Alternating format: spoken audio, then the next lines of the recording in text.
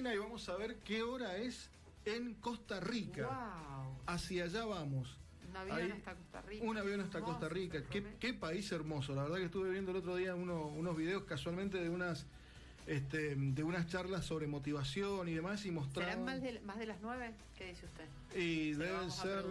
Le vamos a preguntar al entrevistado, ya que lo tenemos, a Alan Loria, que lo tenemos ya en línea. ¿Qué tal, Alan? Bienvenido a Argentina, Mendoza, Entorno Pyme. Aquí con Anabel te saludamos.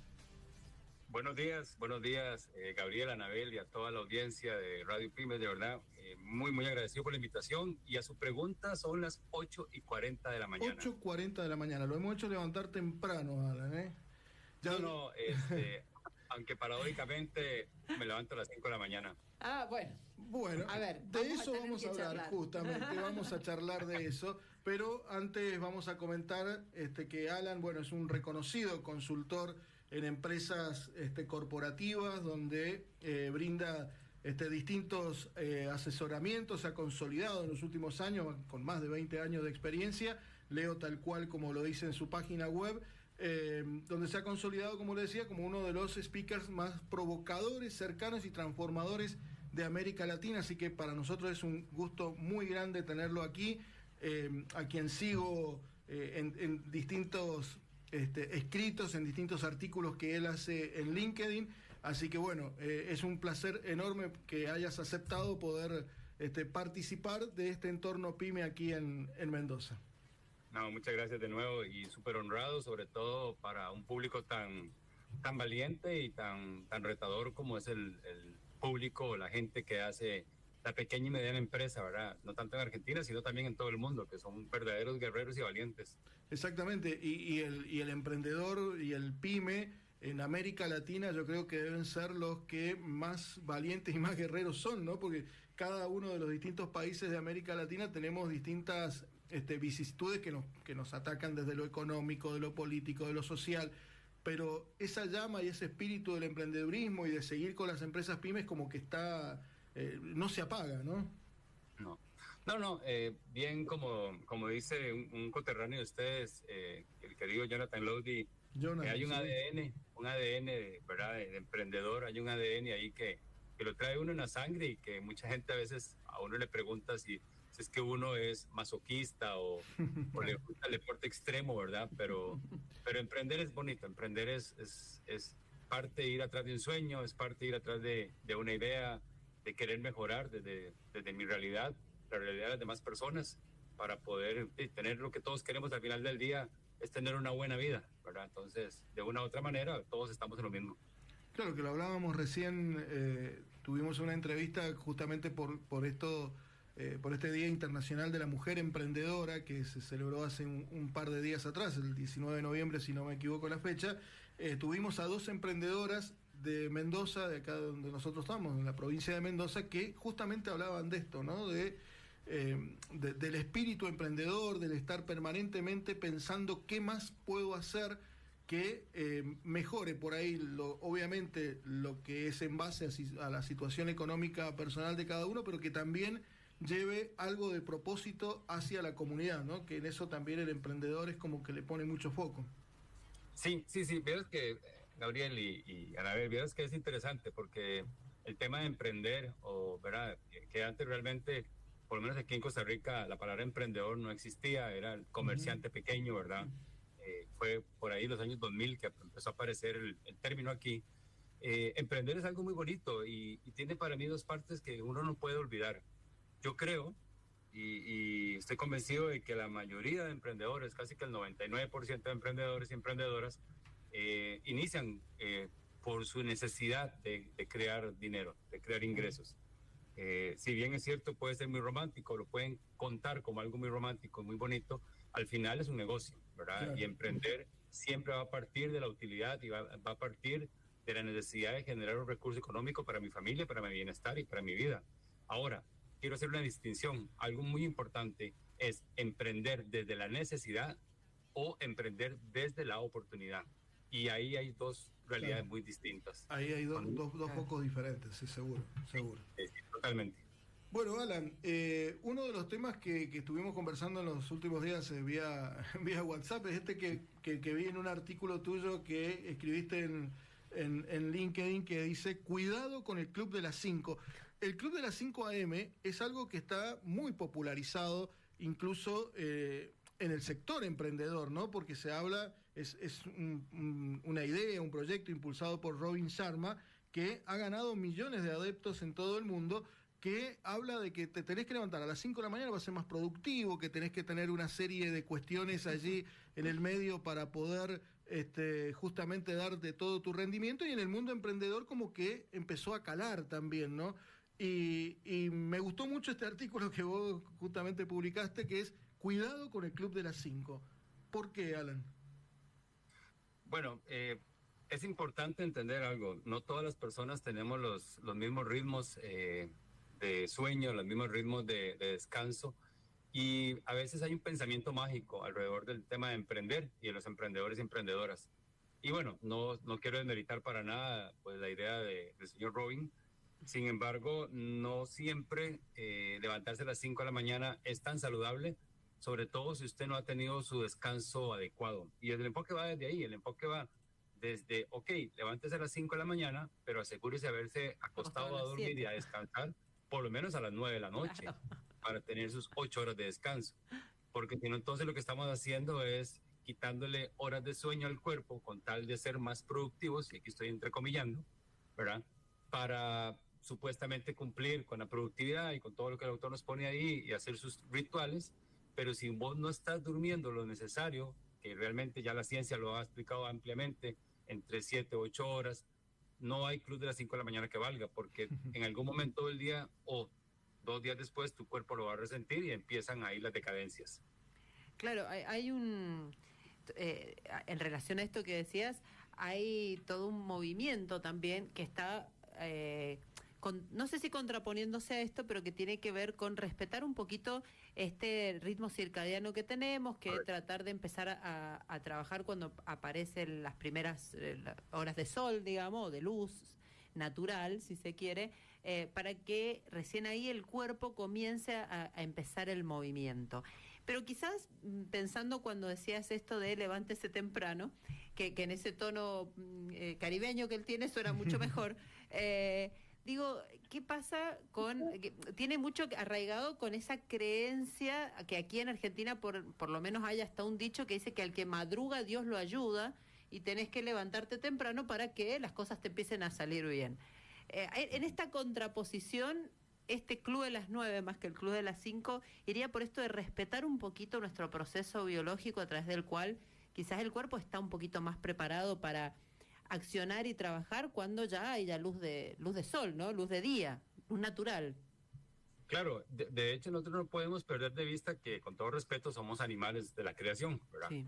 Y como animales, nosotros funcionamos a partir de la luz natural, como la gallina, como el perro. ¿Cuándo ha visto usted una gallina despierta a las 9 de la noche? O un perro a no ser que le prendan la luz para que coma. Literalmente ellos apenas se esconde el sol, buscan su nido, buscan dormir, buscan todo. Entonces el ser humano no dista mucho de eso, funciona con luz.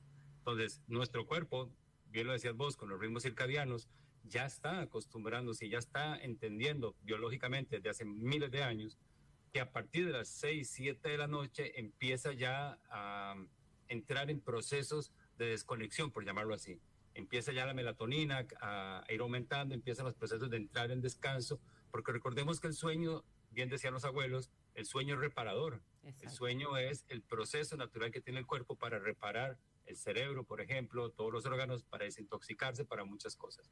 Entonces, no es que estamos en contra de madrugar, porque si bien es cierto, el que madruga, Dios lo ayuda, o como dicen por aquí, el que madruga come pechuga. Claro. Entonces, el tema no es no madrugar, el tema es descansar lo necesario para poder madrugar. Claro. Pero si yo estoy, y los emprendedores, porque yo estoy ahí, a veces tenemos la tendencia de dejar todo para la noche, que todo esté más tranquilo, que haya menos ruido, que acueste a los niños, que ya haya salido de las ocupaciones, y empiezo a trabajar, contestar correos, parte creativa, a las 10, 11 de la noche, y al día siguiente me estoy levantando 4:45 de la mañana, porque tengo que leer, tengo que hacer ejercicio, tengo que meditar, tengo que tomarme mi café en ayunas, tengo que hacer muchas cosas. en algún momento y en corto plazo el cuerpo va a fallar. Claro. Entonces, Algo no va a funcionar. ¿Para qué me sirve a mí? Y hay que entender que la vida es una maratón, no es una carrera de 100 metros.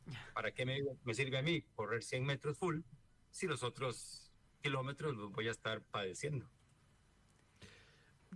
Vos tenés mucha experiencia y estás dentro de conferencias y brindás asesoramiento a empresas y a emprendedores. ¿Y qué errores habituales encontrás en la gestión del tiempo y la productividad, que es algo tan importante? Volvemos al tema, ¿no? Más allá de lo que estamos hablando, es muy importante esto, manejar el tiempo para la productividad. ¿Cuáles son esos errores habituales que ves, que notas? Gabriel y audiencia, el error número 1 es la gestión de expectativas. Ni siquiera la gestión del tiempo, es gestión de expectativas. Las expectativas son las que nos condenan el tiempo, porque yo estoy empezando mi día y empiezo a pensar de que yo hoy tengo que hacer esto, tengo que hacer lo otro, y hago mi lista, y hago mi calendario, y hago todas mis aplicaciones del mundo, pero si yo no controlo mis expectativas sobre la realidad de lo que tengo que hacer, y aplico, por ejemplo, la ley del Pareto, del 80-20, para entender qué es lo que realmente es importante, por más lista de cosas que hacer y por más aplicaciones que use, si no modelo, mis expectativas, no hay tiempo que alcance. Entonces hay que ser muy realistas. Es mejor enfocarse en 1, 2 cosas al día con expectativas realistas que ser mágico, ¿verdad? En pensamiento, decir que hoy voy a hacer todo esto. Cuando al final del día no lo haces, lo que causa es frustración y adivinen qué, todo pasa para el siguiente día y se va haciendo una bola de nieve. Entonces, para mí lo más importante es ser muy realista y controlar expectativas. ¿Qué es lo que puedo hacer hoy? 1 o 2 cosas, y qué es lo que puedo dejar para mañana. Y la planificación, y aquí agrego, es importante que sea de forma semanal. Esa es la clave, la planificación semanal, no diaria. Bien, muy buen tips, ¿eh? Organizarse. Que hablábamos en la anterior con las entrevista. Chicas, exactamente. Hablábamos de eso. Te iba a consultar, estás en este mundo, en esta tarea, hace un tiempo, y no sé cómo será en tu país, o cómo lo has visto en algunos lugares en los que vos trabajás y demás, pero pasa aquí que toda la estructura de trabajo, educación y demás, hablo de estos lugares de trabajo, colegios, clubes y demás, empiezan, por lo menos aquí en Mendoza, muy, muy temprano en la mañana. Para que te des una idea, un niño de primaria que tiene 5 años y está empezando la primaria, está ingresando al colegio 7:40 de la mañana, donde aún todavía tenemos 2 horas más de oscuridad, porque hasta las 9, 8:30, 9 no amanece. ¿Qué pasa con esto, no? Porque también cuesta mucho el tratar de acoplarse a esto que hablamos, de tratar de trabajar con las horas de luz natural, en contraposición con el sistema, de cómo va el sistema arrastrándonos a, bueno, me voy a tener que levantar a las 5 porque a las 7, 6:30 tengo que salir con el niño al colegio, y antes tengo que hacer todo esto que dijimos que íbamos a hacer, pero tampoco llego a cenar a las 7, porque los niños terminan sus actividades y los trabajos y los negocios cierran a las 9, las 10 de la noche. ¿Cómo nos podemos ir acomodando? Y si en algún momento alguna entidad pública o demás te ha consultado sobre este tema. Sí, esto es un aspecto cultural, hay que verlo de forma macro, es un aspecto cultural, y es un aspecto que ha estado así durante muchos años, y lamentablemente el ser humano ha venido condenándose a cada vez ser menos insalubre su productividad, por muchos factores, ¿verdad? Desde los económicos hasta otros. Creo que es importante, de nuevo, respetar el sueño. Ahí creo que es importante. Recuerden que el cerebro ya empieza la actividad 2 horas antes de que usted se despierte, ¿verdad? Ya el cerebro empieza como a levantar el sistema, por llamarlo así. Entonces, hay países donde cuando hay cambio de estaciones, cambio de horarios, por ejemplo, los países al norte de Europa, ellos varían sus horarios para poder acomodarlo lo más cercano al tema de la luz natural. Sin embargo, igual, el problema no es madrugar o estar despierto temprano, el problema es acostarse tarde. Claro. Y aquí viene mucho el asunto de cómo yo me organizo. Y aquí hay que ser muy práctico también. Hay personas que por A o por B motivo tienen que trasladarse largas distancias o mucho tiempo a su trabajo, a su estudio, porque así está en ese momento. ¿Por qué no pensar? Y aquí hay que romper un poco el paradigma dentro de la realidad de cada uno. ¿por qué no pensar, por ejemplo, en trasladarse de domicilio?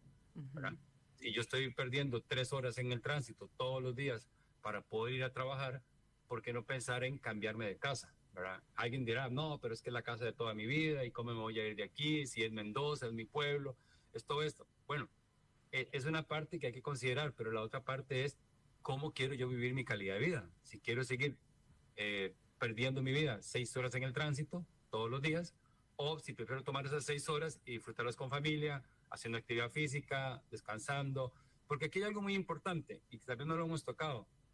Cuando hablamos de productividad, normalmente yo hice el ejercicio, le pedí a una inteligencia artificial que me diera una imagen de productividad y lo que me dio fue una persona trabajando en una oficina. Entonces, como ya nosotros estamos como un poco sesgados, porque productividad inclusive, a todos los oyentes, es no hacer nada.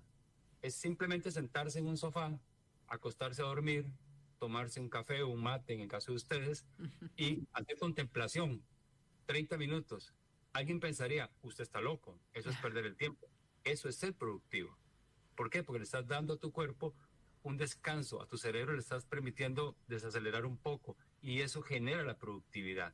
Entonces, volviendo a tu pregunta, creo que lo más conveniente es analizar las realidades de cada uno, recordar que tenemos que descansar y si bien es cierto, no todos los días vamos a poder dormir 8 horas, pero sí por lo menos hacer el propio de que si voy a dormir 7, revisar mi calidad de sueño. Claro.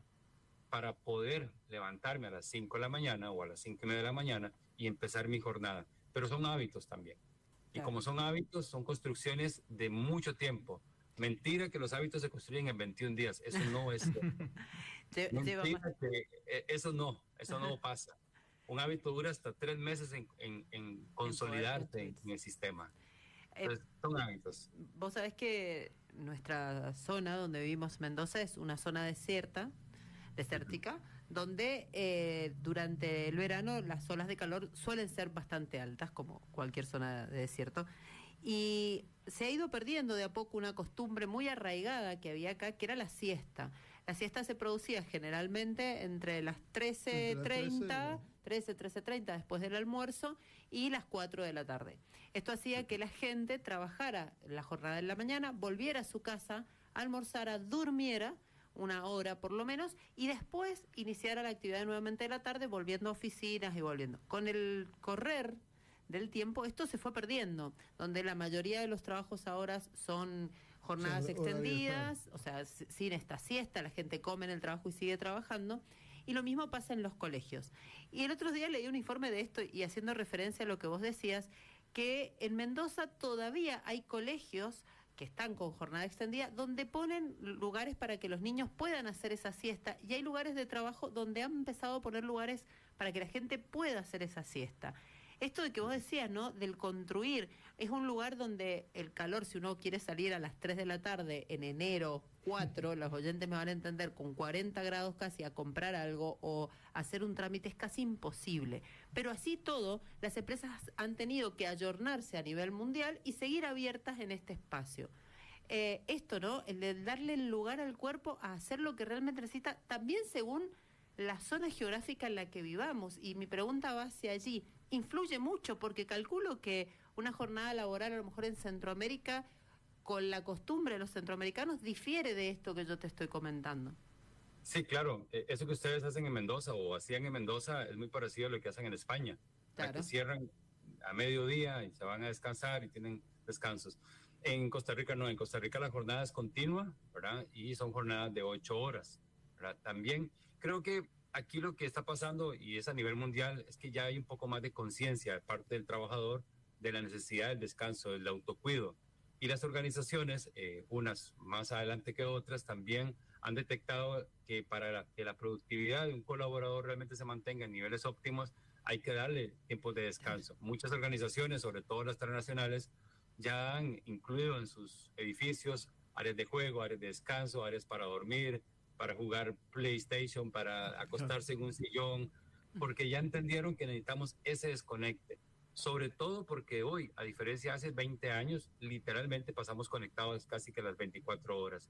Entonces, sí es necesario, y de nuevo, es un tema cultural, donde aquí hasta el gobierno tiene que empezar a dictar las pautas, ¿verdad? Como buen regulador que tiene que ser sobre, por ejemplo, la extensión de las jornadas laborales. Aquí en Costa Rica hay una ardua disputa o discusión sobre la famosa jornada 4x3, que es trabajar 4 días, 12 horas y descansar 3. Obviamente aquí la mayoría de la gente estamos totalmente en desacuerdo de eso porque va contra lo natural del cuerpo. Y no podemos olvidar de eso, ¿verdad? Que nosotros tenemos que operar y trabajar desde la naturaleza de nuestras funciones de nuestro cuerpo. Claro. Las organizaciones tienen que cambiar el chip, algunas, y entender que no somos máquinas que se pueden simplemente apagar o encender, sino que somos seres humanos y que tenemos que entender que la productividad va a depender de nuestro descanso. A mayor descanso, mayor productividad. Hay un principio en ingeniería que se llama producción versus capacidad de producción, que es una máquina va a producir versus la capacidad de producción que tenga, y esa capacidad de producción que tenga va ligada a la capacidad de mantenimiento de la máquina. Y si hacemos la metáfora, el cuerpo es una máquina, necesita mantenimiento, necesita descanso para poder seguir produciendo lo que produce. Muy bien, la verdad que... Es la frase para terminar la entrevista, que es genial, ¿no?